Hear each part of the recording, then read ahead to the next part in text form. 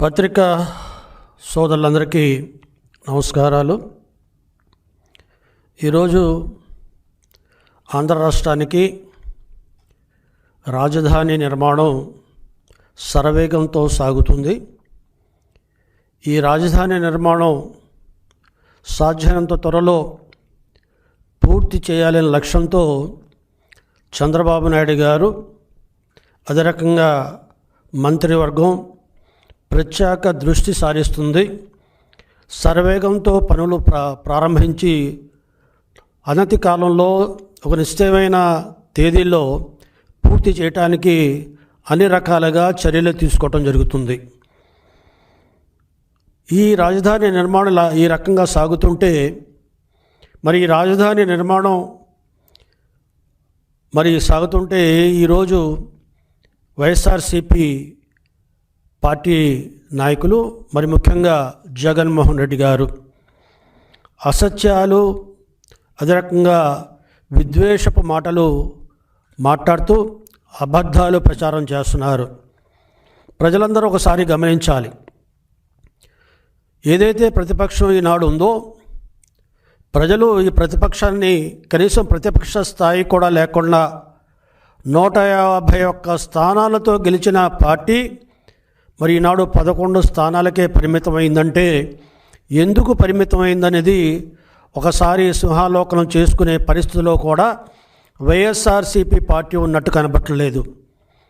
ఈరోజు 12 సంవత్సరాలు అంటే ఒక పుష్కర కాలం పూర్తయింది. ఆనాడు చంద్రబాబు నాయుడు గారు 2014లో అమరావతి శంకుస్థాపన చేయించి ప్రధానమంత్రి గారితో మోడీ గారి చేతుల మీదుగా పనులు ప్రారంభిస్తే మరి 2019 నుండి 2024 వరకు అధికారంలో ఉన్న మీరు రాజధాని పేరు కనపడకుండా దాన్ని రూపుమాపాలని ఎన్నో ప్రయత్నాలు చేశారు. ఆ రకంగా అమరావతి రాజధానిపై విషం కక్కారు. 3 రాజధానులు 3 ముక్కల ఆట ఆడారు. ఆ రకంగా 3 రాజధానులు పేరుతో ఈ రాష్ట్రానికి రాజధాని లేకుండా చేశారు. మొన్నటి వరకు పార్లమెంట్లో బిల్లు పాస్ అయ్యేంత వరకు నీ రాష్ట్ర రాజధాని ఏదంటే చెప్పుకోలేని పరిస్థితికి ఈ రాష్ట్రాన్ని దిగజార్చారు. అందుకనే మీకు ప్రజలు 11 స్థానాలకు పరిమితం చేసినా మీలో ఎటువంటి మార్పు లేదు. ఈరోజు వైఎస్ఆర్సీపీ వాళ్ళు గమనించాలి.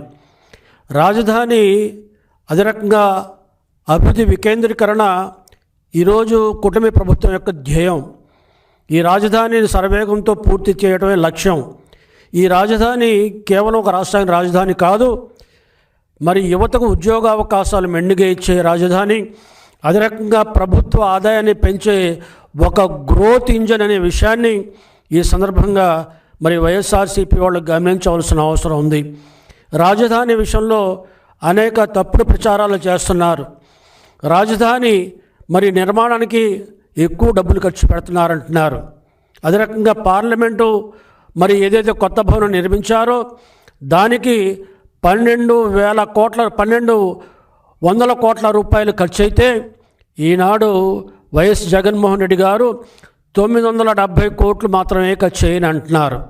అంటే అక్కడ ఖర్చు జరిగిన దానికంటే తక్కువ చూపెట్టి దానితో ఆంధ్ర రాష్ట్రాన్ని పోల్చే ప్రయత్నం చేస్తున్నారు. అంటే ఈరోజు ప్రతిపక్ష పార్టీలో ఉన్న నాయకుడు పార్లమెంటుకు ఖర్చు పెట్టిన దాన్ని కూడా అబద్ధం ఆడుతున్నారంటే ఏ రకమైన విధానం వాళ్ళ ఉందో ఈ సందర్భంగా గమనించాలి. కాబట్టి వీరికి రాజధాని నిర్మాణం మీద రాజధాని మీద ఒక విధానం లేదు, ఒక నినాదం లేదు.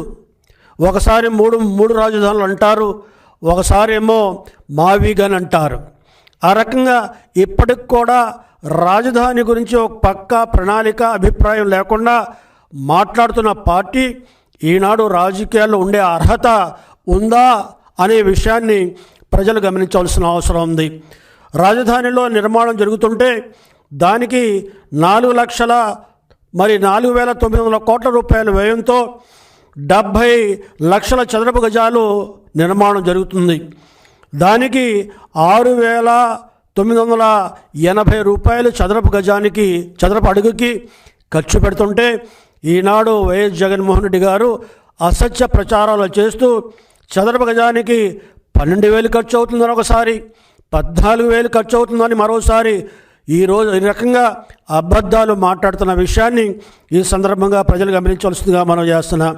అంతేకాదు ఆయన ఏదైతే మరి పర్మనెంట్గా రాజధికారాన్ని వెలగబోస్తాను, నేనే మరి శాశ్వత ముఖ్యమంత్రిని ఆలోచనతో ఆనాడు ప్రజాధనం సుమారుగా 700 కోట్ల రూపాయలు మరి ధనాన్ని దుర్వినియోగం చేసి ఋషికొండ మీద ఏదైతే నిర్మాణం చేపట్టారో ఆ నిర్మాణం గురించి కూడా ఒకసారి ఆలోచించవలసిన అవసరం ఉంది.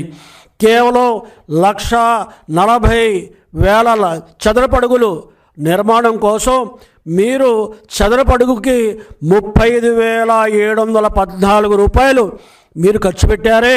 మరి నివాసానికి ఒక రాజా భోగాన్ని అనుభవించడానికి మీరు ఖర్చు పెట్టిన డబ్బు చదరపు అడుగుకి 35,714 రూపాయలు.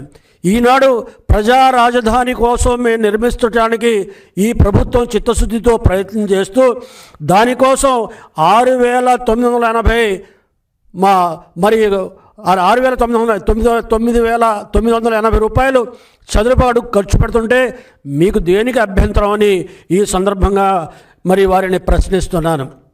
మరి ఈనాడు తెలంగాణ కూడా ఒక సెక్రటరియట్ నిర్మించుకున్నారు, అధునాతనమైన సెక్రటరీ నిర్మించుకున్నారు.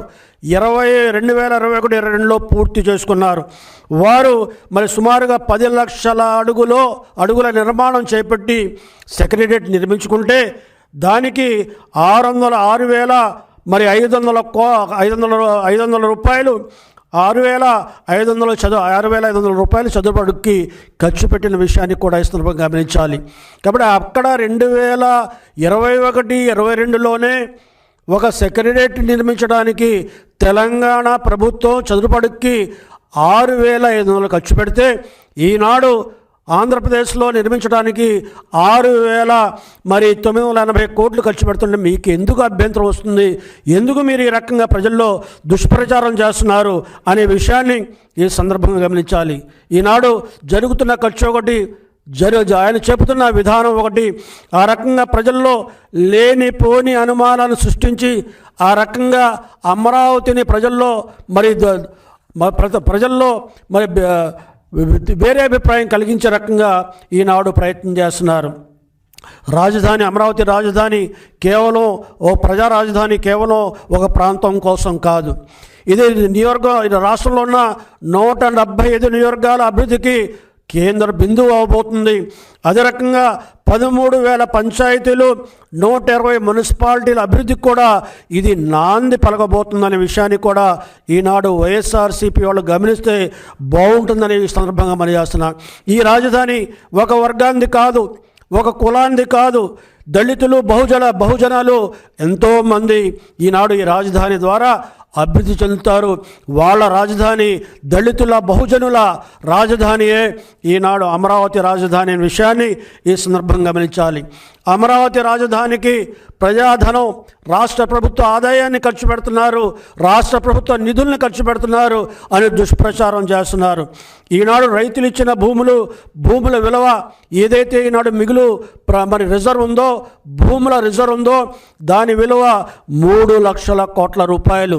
ఏవైతే రైతులు ఇచ్చిన భూములు ఉన్నాయో, ప్రభుత్వం ఆధీనంలో ఉన్నాయో, రైతులు ఇవ్వగా ఉన్నాయో ఆ భూముల్ని బ్యాంకులో తాకట్టు పెట్టి ఆ రకంగా వచ్చే రుణంతో ఈనాడు మరి అభివృద్ధిని, అమరావతి నిర్మాణం కోసం ఖర్చు పెడుతున్న విషయాన్ని వైఎస్ఆర్సీపీ పార్టీ వాళ్ళు గమనించకపోయినా ప్రజలు గమనిస్తున్నారనే విషయాన్ని ఈ సందర్భంగా మనం చేస్తున్నా. ఏదైతే అప్పు చేశామో ఆ అప్పు బ్యాంకు రుణాన్ని వడ్డీతో సహా ఏవైతే ఈనాడు భూమి రిజర్వ్గా ఉందో మరి సుమారుగా 5,000 ఎకరాల కంటే ఎక్కువగా ఈనాడు మరి ప్రభుత్వ ఆధీనంలో ఉందో అవి భవిష్యత్తులో అమ్మి ఈ రుణాలు తీర్చే అవకాశం ఉంటుందని ఈ సందర్భంగా మనవి చేస్తున్నాను. అంతేకాకుండా కేంద్రం కూడా ఈనాడు ఇతోధికంగా మరి తన వంతు సహకారంగా రాష్ట్ర రాజధాని నిర్మాణం కోసం డబ్బులు వెచ్చిస్తుంది, ఆ రకంగా సహకరిస్తుంది. కాబట్టి ఈరోజు కళ్ళబుల్లి మాటలు చెప్పి ప్రజల్ని తప్పుదారి పట్టించే ప్రయత్నాన్ని ఇప్పటికైనా మానుకోవాలి. రాజధాని కోసం ఈరోజు కూటమి ప్రభుత్వానికి ఒక నిలకడమైన అభిప్రాయం ఉంది, ఒక స్థిరమైన విధానం ఉంది. ఈ రాజధానిని ప్రజా రాజధానిని దేశంలో అత్యున్నతమైన రాజధానిగా నిర్మించాలి. దాని ద్వారా వచ్చే ఆదాయంతో ప్రజల అభ్యున్నతికి, సంక్షేమానికి ఖర్చు పెట్టాలనేది ఈనాడు ఈ కూటమి ప్రభుత్వం యొక్క ధ్యేయం అనే విషయాన్ని కూడా ఈ సందర్భంగా మనం చేస్తూ, తెలంగాణలో ఉన్న ఏదైతే హైదరాబాద్ రాజధాని ఉందో ఆ రాజధానికి వస్తున్న 70% నిధులని, ఆ రాజధాని ద్వారా వస్తున్న 70% నిధులని అక్కడ నియోజకవర్గాల వారీగా, గ్రామాల వర్గాల వారీగా, మున్సిపాలిటీ వర్గాల వారీగా వాటి అభివృద్ధి కోసం ఖర్చు చేస్తున్న విషయాన్ని కూడా ప్రజలు గమనించాలి. కాబట్టి భవిష్యత్తులో ఈ రాజధాని ఏదైతే నిర్మాణం చేపడుతున్నామో భవిష్యత్ తరాని కోసం ఈ రాజధాని అనతి కాలంలో పూర్తవుతుంది.